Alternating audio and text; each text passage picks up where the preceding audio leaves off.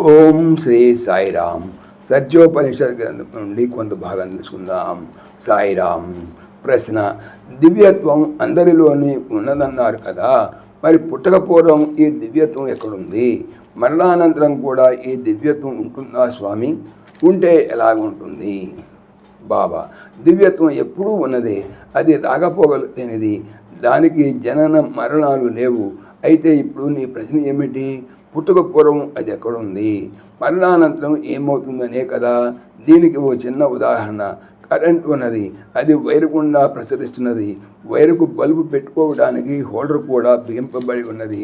ఇప్పుడు నీవు హోల్డర్కు బల్బును తగిలించావనుకో, వెలుతురు వస్తుంది. అంటే వైరులో ఇంతకు దూరమే ఉన్న కరెంటు ఇప్పుడు నీవు బిగించిన బల్బులో చేరి వెలుతురునిచ్చింది.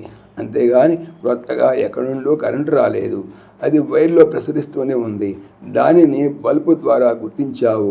ఇప్పుడు ఆ బల్బును తీసివేసామనుకో, కరెంట్ ఎక్కడికి పోదు, అక్కడే ఉంటుంది. అయితే బల్బు పెడితే వెలిగింది, తీసివేస్తే వెలుతురు లేదు. అదేవిధంగా దేహం ఒక బల్బు వంటిది. ఇది పుట్టక పూర్వం, మరణానంతరం, మరి మధ్యకాలంలోనూ ఉన్నది కరెంటు సమానమైన దివ్యత్వమే. సాయిరామ్.